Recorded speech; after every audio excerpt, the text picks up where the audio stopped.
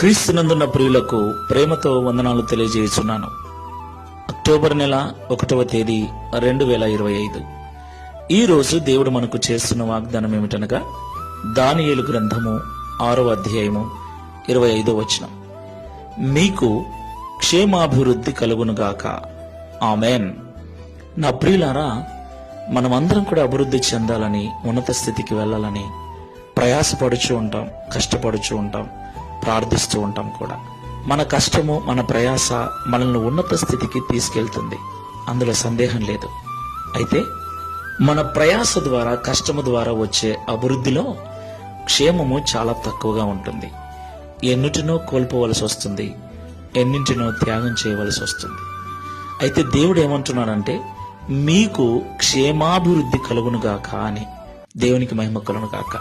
క్షేమాభివృద్ధి అంటే దేనిని